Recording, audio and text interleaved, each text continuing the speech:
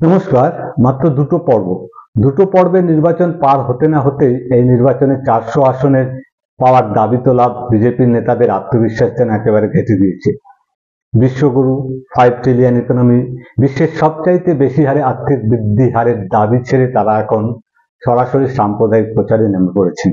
और पहले जब उनकी सरकार थी उन्होंने कहा था कि देश की संपत्ति पर पहला अधिकार मुसलमानों का है। इसका मतलब ये संपत्ति इकट्ठी करके किसको बांटेंगे? जिनके ज्यादा बच्चे हैं उनको बांटेंगे। घुसपैठियों को बांटेंगे।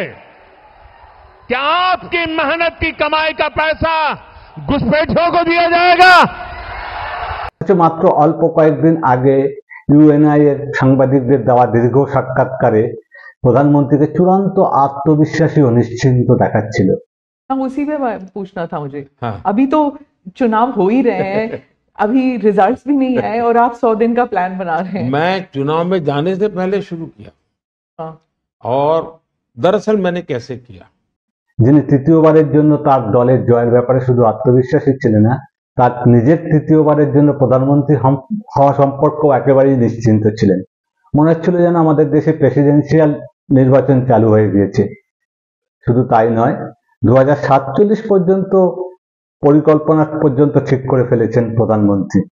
और दरअसल मैंने कैसे किया कि मैं पिछले 2 साल से 2047 को ध्यान में रख के काम करता, और उसके लिए मैंने নির্বাচনের কয়েকদিন আগে হঠাৎ করে নির্বাচনী প্রচারে সংবিধানের ভক্ত হয়ে উঠলেন প্রধানমন্ত্রী। সংবিধান বদলের অভিসন্ধির কথা জোরালোভাবে অস্বীকার করলেন, যেটা আগে কখনো করেননি। और जहां तक संविधान का सवाल है, आप मान के चलिए और मोदी के शब्द लिख के रखिए, बाबा साहब आंबेडकर खुद आ जाए तो भी संविधान खत्म नहीं कर सकते हैं। हमारा संविधान सरकार के लिए गीता है, रामायण है, महाभारत है, बाइबल है, कुरान है, ये सब कुछ हमारे लिए हमारा संविधान है। আচ্ছা, আজ থেকে 70-75 বছর আগে 80% সনাতন ধর্মীরা যদি দেশের জন্য স্বেচ্ছায় একটি ধর্ম নিরপেক্ষ সংবিধান বেছে নেয়, তাহলে বিজেপি কোন হরিদাস, কি অধিকারে তারা হিন্দু ধর্মের ঠিকা নিয়ে দেশ জুড়ে সাম্প্রদায়িকতার প্রচার চালাচ্ছে?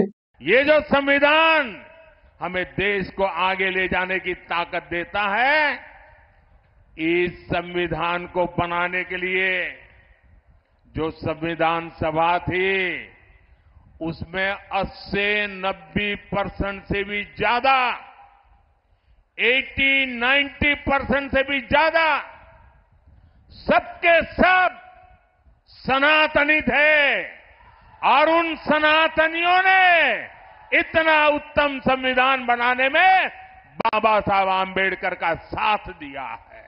বিজেপি 400 আসনের লক্ষ্যমাত্রা যে আসলে সংবিধান বদলে হিন্দু রাষ্ট্র গঠন করার জন্য, সেটা বিরোধীরা অনেকদিন ধরেই বলে আসছিল।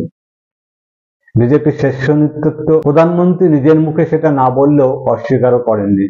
साथियों, पिछले 10 वर्षों में एनडीए सरकार ने वो काम किए हैं जिन्हें पहले असंभव माने जाते थे।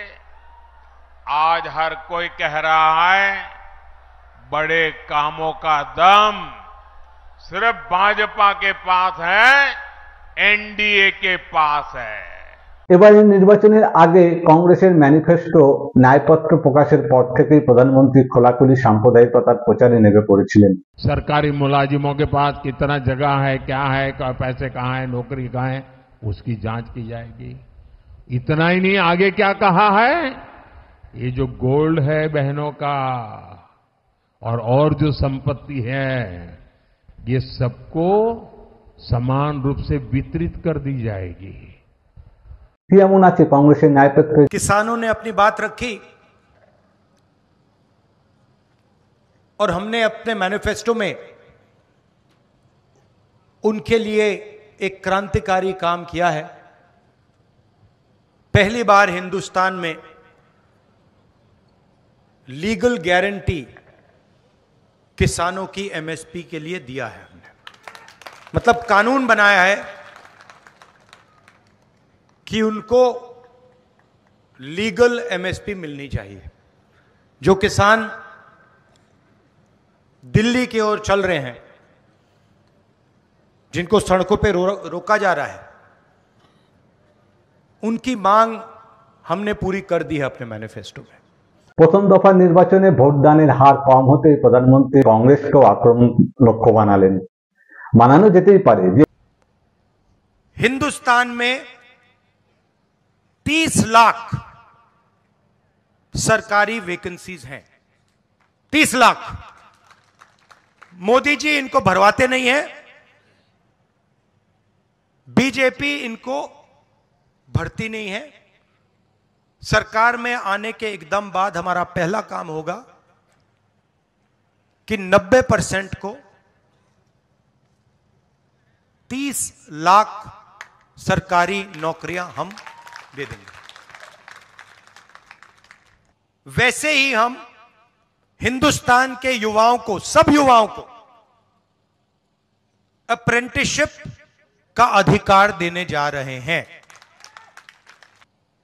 1 साल के लिए हर ग्रेजुएट को प्राइवेट कंपनी में, सरकारी ऑफिस में 1 साल की अप्रेंटिसशिप दी जाएगी और 1 लाख रुपए उसे 1 साल में दिया जाएगा।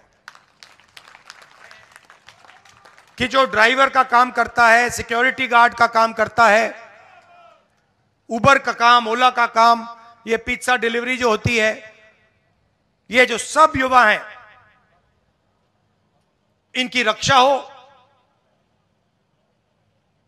इनका एक प्रकार से पेंशन हो, सोशल सिक्योरिटी हो, और इनको एक दिन में सड़क पे ना करा जा सके।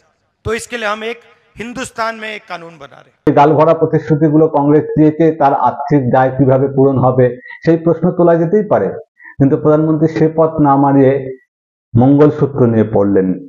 मेरी माताओं बहनों की जिंदगी में सोना वो सिर्फ शो करने के लिए नहीं होता है, उसके स्वाभिमान से जुड़ा हुआ है। उसका मंगलसूत्र वो एक सोने का कीमत का मुद्दा नहीं है, उसके जीवन के सपनों से जुड़ा हुआ है।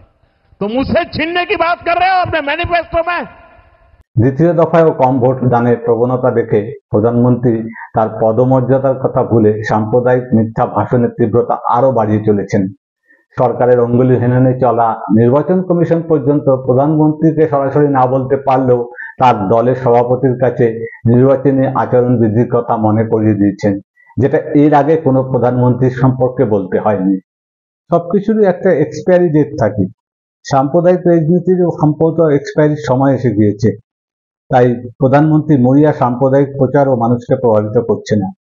মানুষ হয়তো বুঝতে পারছেন এই সাম্প্রদায়িক রাজনীতি তার ব্যক্তিগত সমস্যার কোনো সমাধান করতে পারবে না।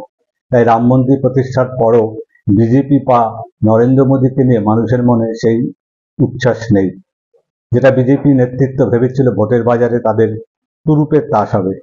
কিন্তু দুদফা নির্বাচন হয়ে যাওয়ার পরেও সেরকম কোনো লক্ষণ দেখতে পাওয়া যাচ্ছে না। তাই হয়তো প্রধানমন্ত্রী ও তার দল নির্লজ্জ সাম্প্রদায়িক মিথ্যাচারকেই বেছে নিয়েছে ভোটে জেতার জন্য। কিন্তু ভারতের নাগরিক সমাজ কি পারবে সংবিধানের নির্দিষ্ট পথে অবিচল থাকতে, রক্ষা করতে সংবিধানকে?